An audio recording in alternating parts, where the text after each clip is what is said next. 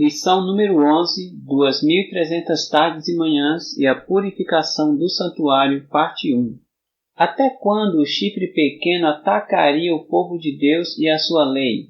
Daniel capítulo 8, versos 13 e 14 diz: até 2300 tardes e manhãs e o santuário será purificado. A expressão tarde e manhã significa um dia literal de 24 horas, de acordo com Gênesis capítulo 1, versos 5, 8, 13, 19, 23 e 31. Entenda, o princípio dia-ano ensina que um dia profético equivale a um ano literal, de acordo com Números 14, 34 e Ezequiel 4, 6 e 7. Dessa forma, a purificação do santuário, da qual fala Daniel, só ocorreria depois que passassem os 2300 anos. O santuário terreno. Precisamos entender o que é o santuário e o que significa a sua purificação. Qual foi a ordem de Deus a Moisés após a saída do Egito?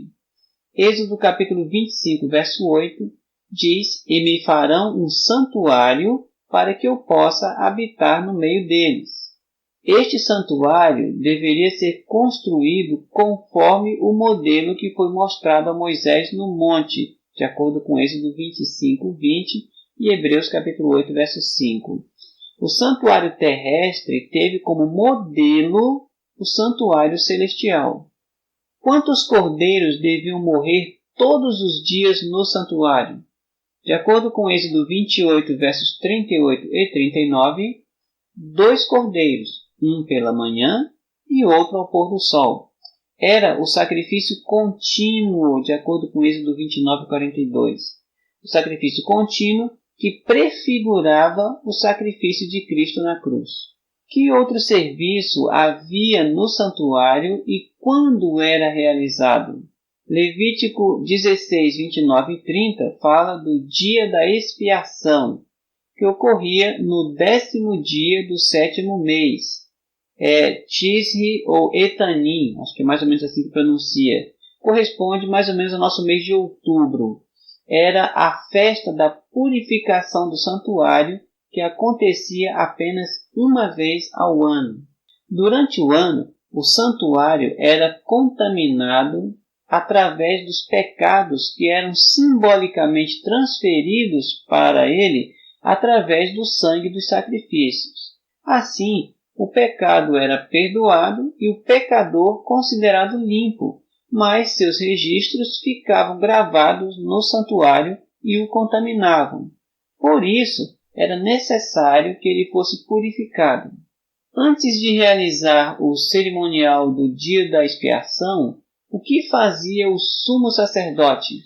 Em Levítico capítulo 16, versos 3, 4, 6, 11 a 14, encontramos que o sumo sacerdote devia fazer expiação por seus próprios pecados. Assim, estava limpo para ser um mediador entre Deus e o povo. Que animais entravam em cena no dia da expiação ou da purificação do santuário? Levítico capítulo 16, versos 5 a 10, fala de 2 bodes.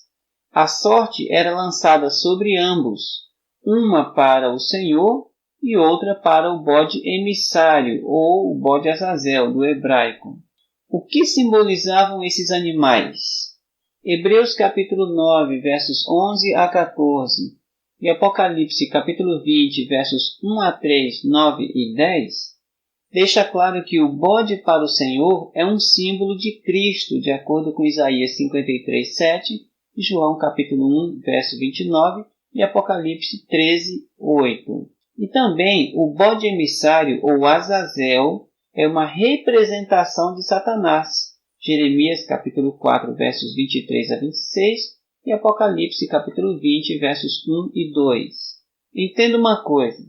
Uma vez que o bode emissário só entrava em cena terminada a expiação, de acordo com Levítico 16, 20, é evidente que Satanás não participa na expiação dos pecados, mas é destruído por seus próprios pecados e pelos pecados que levou outros a cometerem.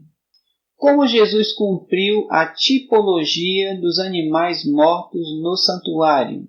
Mateus capítulo 27, versos 50 e 51, Lucas capítulo 24, versos 44 a 47, deixam claro que, quando Jesus morreu na cruz, o véu do templo que separava o lugar santo do Santíssimo rasgou-se de alto a baixo, indicando o fim de todo o sistema sacrificial de animais que, por milênios, apontava para a morte de Cristo. O que aconteceu com o santuário terrestre? Em Mateus capítulo 24, versos 1 e 2, diz que o então chamado Templo de Herodes foi destruído. Mateus fala de uma profecia que o templo seria destruído. Isso realmente aconteceu. Ele foi destruído junto com a cidade de Jerusalém no ano 70 depois de Cristo, por ordem de Tito, o imperador romano. De que santuário está falando então Daniel capítulo 8, verso 14? Está falando do santuário celestial. A profecia foi feita nos dias de Daniel, cerca de 600 anos antes de Cristo. Então, não pode estar falando do santuário terrestre. A profecia apontava para uma purificação no fim dos 2.300 anos, o que excede em muito a história do santuário terrestre, que terminou no ano 70 depois de Cristo. A purificação do santuário terrestre representava um juízo de vindicação do povo de Deus. O mesmo ocorrerá ao término da purificação do santuário celestial. O povo de Deus será vindicado, a lei de Deus que fora pisada pelo chifre pequeno será restaurada, e a igreja remanescente que estivera oculta no deserto por anos será revelada. Apocalipse capítulo 12, versos 6 e 16.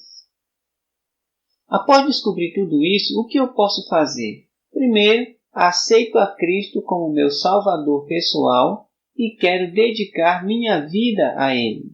Todas as vezes que pecar, irei pela fé aos pés da cruz e implorarei por perdão e graça.